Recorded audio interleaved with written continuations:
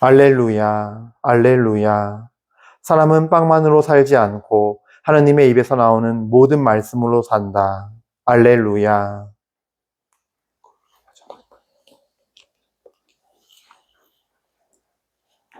주님께서 여러분과 함께 또한 사제의 영과 함께 요한이 전한 거룩한 복음입니다. 주님 영광 받으소서.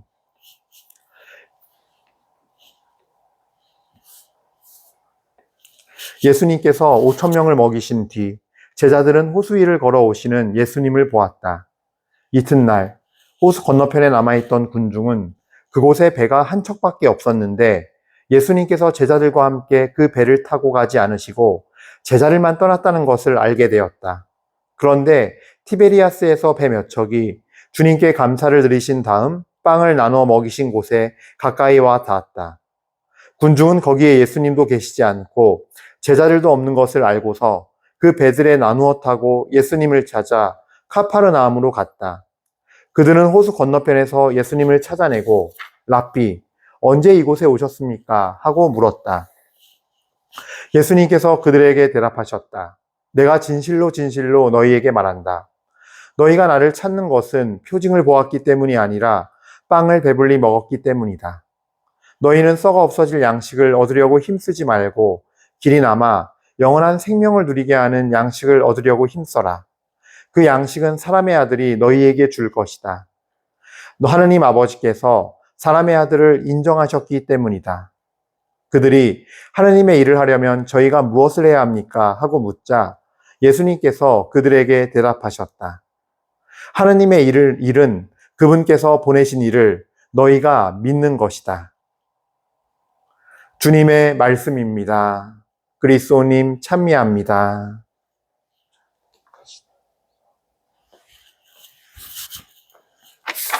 찬미 예수님, 은요 1830 교회 여러분들 어떻게 잘 보내셨나요? 주일은?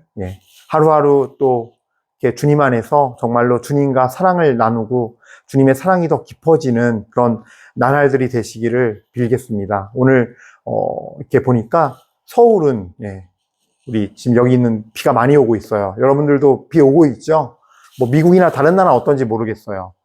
저희 그 구독자분들 중에 미국도 있고요. 그다음에 캐나다 토론토에서 들으시는 분들도 계세요. 얼마 전에 장 안젤라라고 하면서 이제 편지가 왔어요. 토론토에서.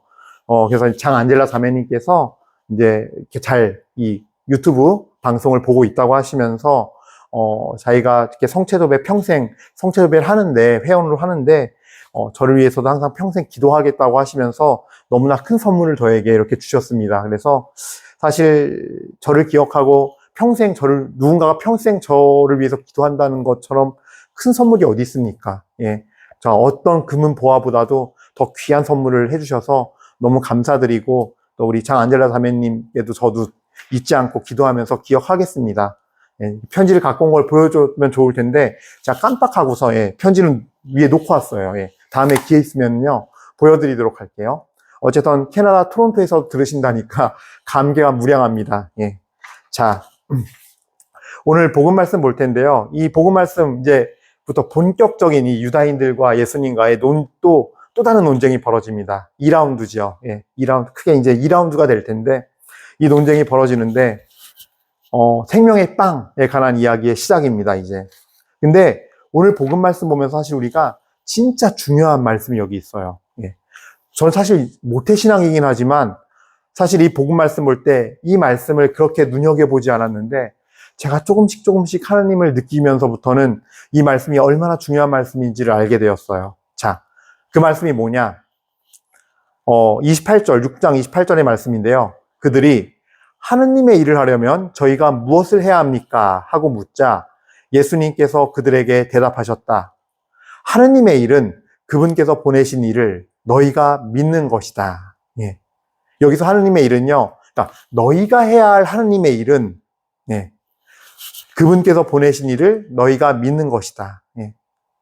묻잖아요. 저희가 뭘 해야 되냐고. 그러니까 너희가 해야 할 하느님의 일은 보내신 일을 믿는 것.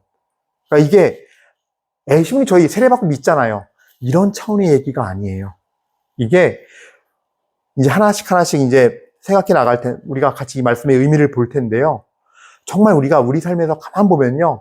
우리가 얼마나 하나님을 신뢰하지 못하고 있고 믿지 못하는지가 사실 세례받고 성당 매일 미사 나가고 하루에 2시간, 3시간씩 기도드린다고 되는 게 아니거든요. 예. 이 말의 의미가 얼마나 깊은 의미를 담고 있는 건지는 같이 묵상해 봐야 할 일인 것 같아요. 근데 먼저 그 전에 같이 나누고 싶은 게 있는데, 다 이제 많은 신부님들이 아마 강릉 때 이 길 저랑 똑같이 할 거예요. 예. 그러니까 그 빵의 기적을 겪고 나서 그 어마어마한 사람들이 빵 5개와 물고기 2마리로 배가 터지게 먹는 걸 보고 나서 왕으로 모시려고 그랬잖아요. 그러니까 그 많은 사람을 그 자리에서 굶겨 죽이지 않을 뿐만 아니라 굶기는 게 아니라 배가 터지도록 배불리는 거는 이건 뭐, 그러니까 저 사람에게 한 나라를 맡겨도 될 정도의 어떤 놀라운 능력인 거죠. 저 사람은 진짜 어마어마한 능력을 갖춘 사람이니 우리가 왕으로 모시자. 그래서 왕으로 모시려는 낌새를 알아차리고 예수님이 그 자리를 피해 나갔다 그랬어요. 도망쳤다 그랬어요. 산으로 올라가셔서 기도드리셨다. 라는 우리 말씀을 이전에 우리가 듣게 되고, 또 예수님께서 이제 무리를 걸어가신 기적이 또 일어나고, 오늘 복음은 그 다음에 이어지는 내용들이에요.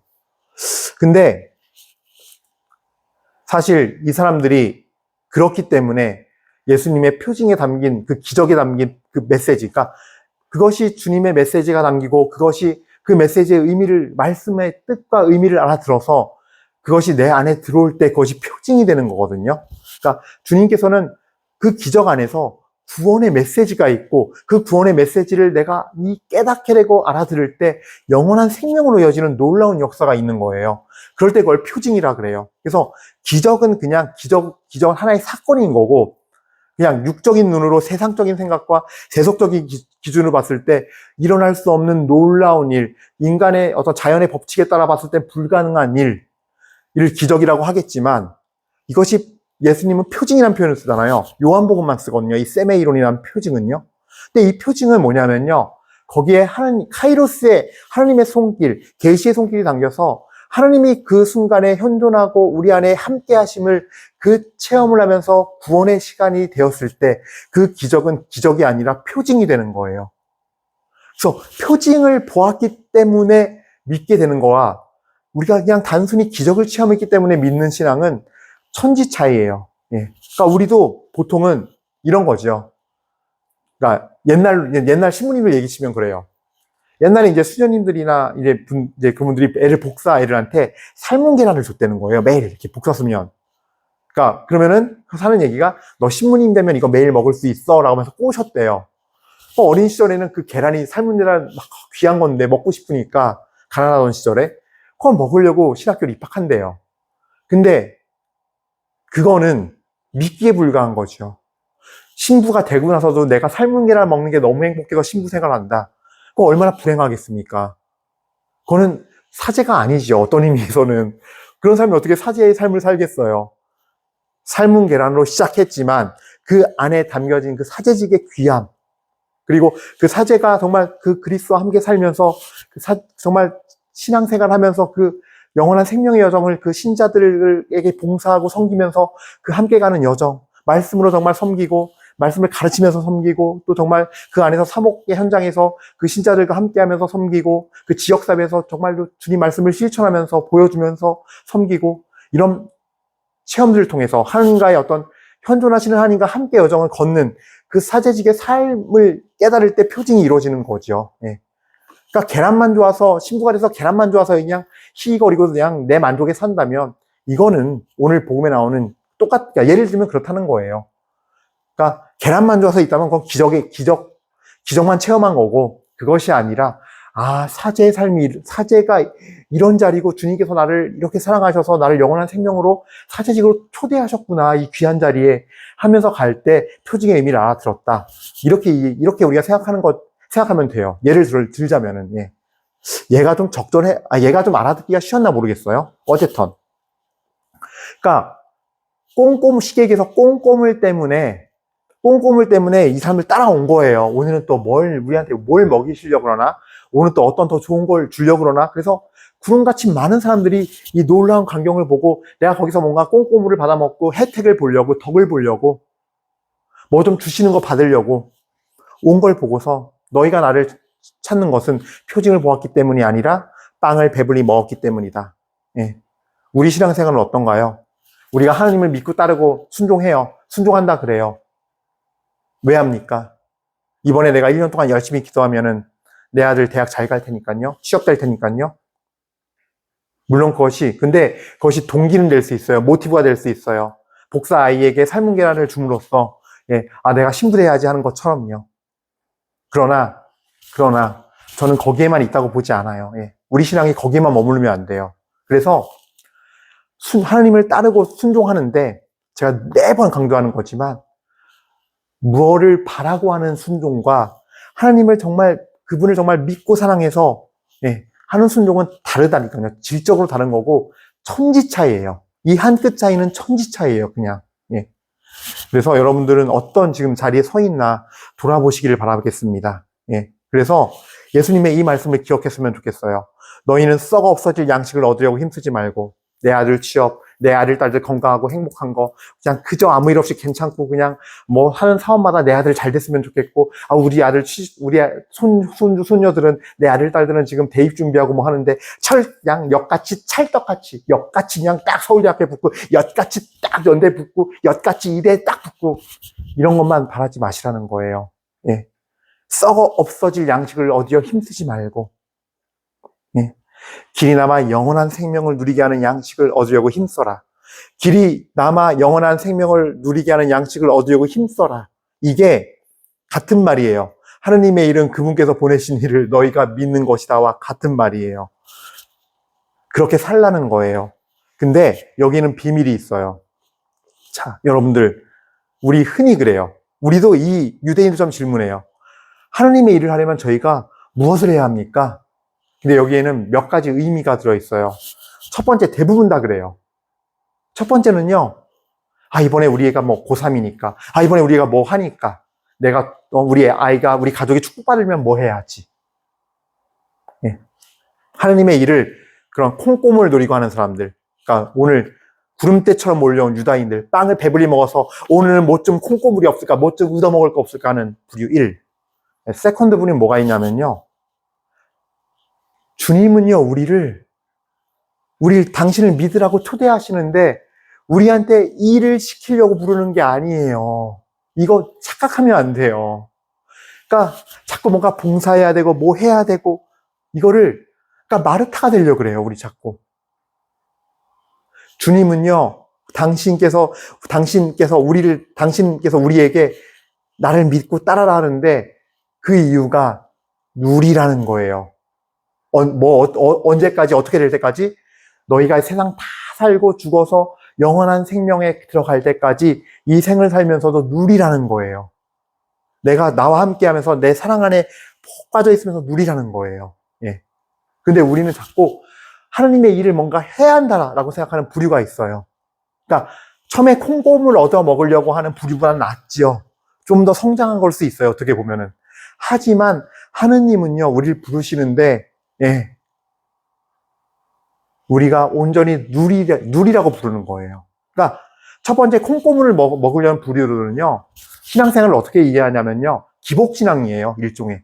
그러니까 축복받아야 되고 뭘 잘해, 이렇게 잘 믿고 내가 이거 따르면은 뭐가 있겠지? 우리 집에 평화가 있겠지? 우리 뭐 하는 것마다 다 잘 되겠지?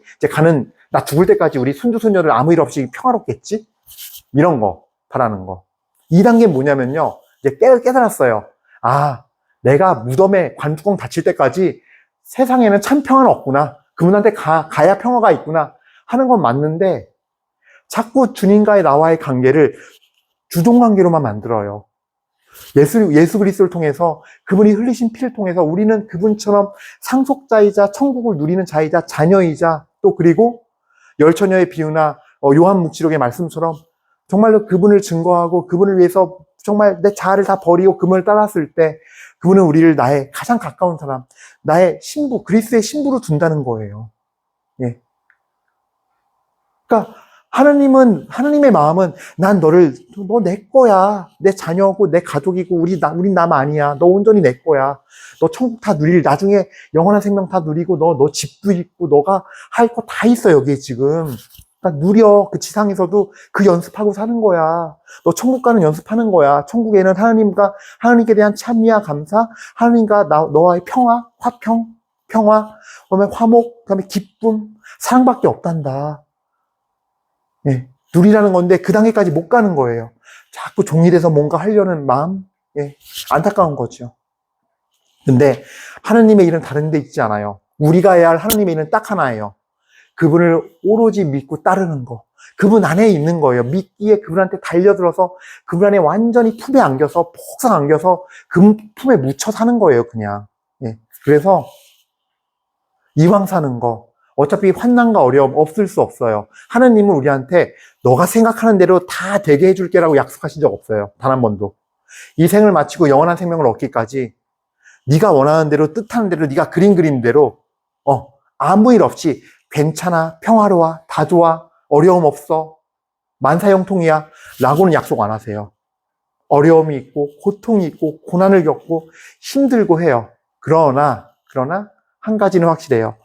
너가 해야 할 일은 하나님께서 보내신 바로 나, 주 예수 그리스도 나를 믿어라. 내 안에 있어라. 그러면 나는 그 어떤 속에서도 너의 편이 돼서 너를 지켜주고 할 테니까 네가 어떤 고난과 어려움이 있고 힘듦이 있어도 네 안에 기쁨, 평화, 사랑 내가 가득히 담아줄게.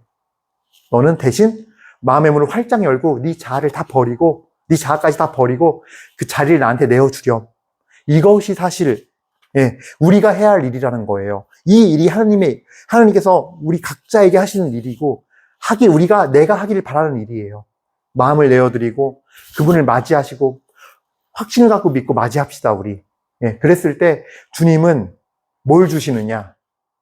영원한 생명을 포함한 모든 것을 주세요. 사도 베드로가 부자 청년이 떠난 다음에 묻지요. 주님, 저 사람 저렇게 갔는데 우리 여기 있는 12명, 우리 제자들 정말 당신이 따라오라고 해서 우리는 지금 부모, 형제, 집 버리고 다 버리고 왔습니다. 전 와이프도 버리고 왔습니다. 그때 예수님께서 뭐라 그러세요? 너희가 현세에서 어려움도 겪고 박해도 받겠지만 그러나 너희가 너희의 집, 토지, 이런 모든 축복을 100배로 받을 것이며 그리고 영원한 생명을 누릴 것이다. 이 말씀이 의미하는 게 뭐예요? 100배란 표현이 뭐예요? 그냥 영원한 생명뿐만이 아니라 너 다 줄게, 너희들에게. 너희 정말 자신 다 버리고 왔으니까. 소중한 거 다 버리고 왔으니까. 그리고 예수님께서 12제자를 3년간 트레이닝하면서 마지막엔 부활하신 예수님 만날 때 뭐까지 시키세요? 12명의 제자들이 자아까지 버리게끔. 어떤 걸 통해서? 바닥 체험을 통해서. 베드로는 3번 배반하면서 나머지 제자들은 막 도망가면서 사도 요한은 그 베드로가 그 옆에서 막 궁지에 몰리면서 막 배반하는 장면을 보면서 난 어떻게 해야 되지? 에이, 죽으면 죽으리라 하면서 따라가면서 모두가 각자가 다 이스카리온 유다를 제외한 모든 제자가 다 어때요? 자기 자신의 밑바닥을 체험하면서 다들 새롭게 태어나요.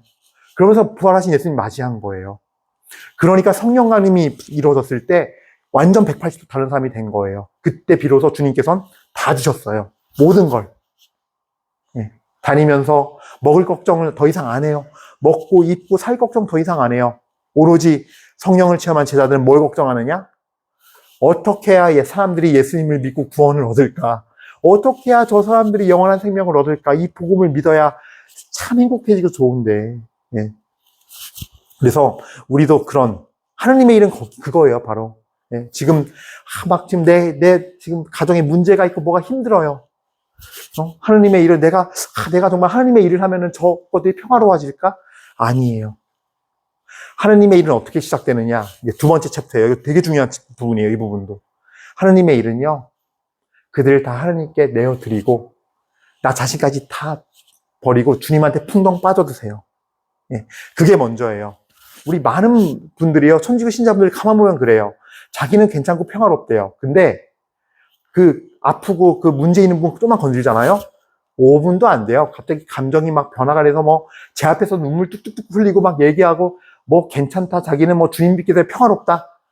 5분 뒤에 나오는 얘기 보면요. 아이고, 그냥 뭐, 내가 세상에서 그냥 지금 내 심장이요. 칼로 막 여러 번 막 42칼로 찔렸고 벌써 세상에서 내가 제일 가련하고 내가 제일 상처받았고, 내 남편은 죽일 놈이고 다 나와요. 좀만 건드리면. 다 거짓말하고 있어요. 주님 앞에서.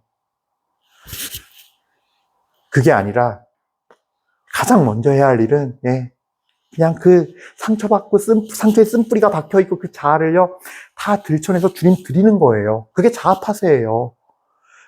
내가 나 이렇다, 나 옳다, 이러니까 내가 맞다, 이거 다 부정하고 더 내어드리는 거예요, 주님한테. 주님, 주님, 제가 그동안 이렇게 살았는데, 이거 잘못됐습니다. 주님, 내어드립니다, 다. 저 이렇게 상처받았고 이렇습니다. 주님, 이거 정말 이렇게 살았습니다, 제가. 내어드립니다. 주님, 정말 절 받아주십시오. 당신께서 주님, 당신이 들어오십시오. 이거 다 제가 내어놓고 이제 다 버립니다. 더 이상 저한테는 더 의미 없습니다. 하면서 마음 안에 평화가 찾아오는 게 먼저예요. 정말로 내가 너무 미워서 죽겠는, 막 기도했어요. 그때 왜 속상해서 기도했어요. 근데 연락도 없이 그 아들이 나한테 갑자기 왔어요. 문을 떡 열고. 그놈의 그랬을 때도 화평해야 돼요. 내 마음이. 그러면 하느님이 일을 하기 시작해요. 그러면 그러니까 우리가 해야 할 하느님의 일은 그분께서 보내신 일을 믿는 거예요. 완전히. 그것만 하면 돼요. 그것이 완전히 이루어진 그 열매가 뭐냐? 마음 안의 열매가 뭐냐? 평화가 찾아와요. 싸움은 하느님이 하세요. 일은 하느님이 하세요. 그래서 그들이 하느님의 일을 하려면 저희가 무엇을 해야 합니까? 이 질문은요, 잘못된 질문이에요. 하느님의 일은 하느님께서 하세요. 그냥 우리는 그분을 믿기만 하면 되는 거예요. 믿기만 하면 되고 온전히 마음으로 신뢰하면 되는 거예요. 사실은 문제가 있고 그 문제 때문에 힘들고 괴롭고 어떤 일이 터져서 괴롭고 힘들고 사람 때문에 상황 때문에 그 벌어진 일 때문에 힘들 때 정말 해야 할 일은 그럴수록 주님께 가서 주님의 그 사랑의 샘에 풍덩 빠지는 거예요. 그래서 정말로 내가 인내하고 기도하면서 내 그 자아를 다 정말 파쇄하고 그 주님께 내어드리는 그 시간, 그게 자아 파쇄의 시간이에요. 그 여정이 또 회개의 여정이기도 하고 우리는 그걸 해야 되는 거예요. 그러면은 그 다음에 그 문제가 되는 사람이, 그 문제가 되는 일이 내 앞에 있어도 더 이상 두렵거나 걱정이 되거나 절망하게 되거나 화가 나거나 분노가 치밀거나 용서가 안 되거나 하지 않아요. 그랬을 때 하느님은 일을 하기 시작하세요. 당신의 일을. 그래서 어떤 결과를 주느냐? 모든 걸 주세요. 모든 걸. 저는 이거를 굳게 믿습니다. 그래서 예수님께서는 그들에게 그렇게 대답한 거예요. 하나님의 일을 하려면 저희가 무엇을 해야 합니까? 그분께서 보내신 일을 온전히 믿어라. 믿고 사랑하고 그분께 소망을 두어라. 이것이 바로 우리가 해야 할 일인 거예요. 하나님께서 원하시는 일이에요. 우리가 해야 할. 뭔지 알겠죠? 그래서 우리 모두 정말로 그분께서 보내신 일을 믿는 것, 이 일을 꼭 했으면 좋겠습니다. 사실 이 일을 못하면 우리는 그 문제에서 헤어나오지 못하고 거기서 온갖 감정, 온갖 죄성, 그러니까 부정적이고 죄가 되는 감정들, 막 분노, 절망, 좌절, 우울, 미움, 이런 감정들, 시기, 질투, 이런 감정들에 막 갇혀 살고, 그러니까 이미 벌써 마음은 벌써 죄로 물들어 있는 거고, 그리고 뭐만 남아요? 결국은 입 밖으로, 행동으로 미움, 시기, 질투, 원망, 우울, 좌절이 표현되는 일만 남아있는, 죄 지을 일만 남아있는 거예요. 그래서 그분께서 보내신 일을 믿는 것이 의로움이고 그분께서 보내신 일을 믿지 않는 것이 결국은 죄인 거예요. 그 이유 때문에. 다른 이유가 아니에요. 그분을 정말로 참되게 믿게 되면은 우리가 그분 사랑 안에 있으면서 마음 안에 화평이 있어요. 어떤 상황 속에서도. 오늘의 사도행전에 그 죽이려고 달려드는 사람들이 선동해서 이제 막 죽음으로 몰고 가는데도 최고위에 앉아있던 사람들이 모두 스테파노를 유심히 바라보았는데 그의 얼굴은 천사의 얼굴처럼 보였다. 어떤 얼굴? 천사의 얼굴. 최고위에서 권력의 핵심부들이 다 이제 죽이려고 작정하고서 눈을 부릅뜨고 유심히 보고 있는데 천사의 얼굴이었어요. 그 상황 속에서도 스테파노처럼 되는 거예요. 우리 그 문제 속에서도. 그래서 우리가 해야 할 일은 뭐다? 그분께서 하느님께서 보내신 일을 우리가 믿는 것이다. 입니다. 아멘입니다. 잠시 묵상하시겠습니다.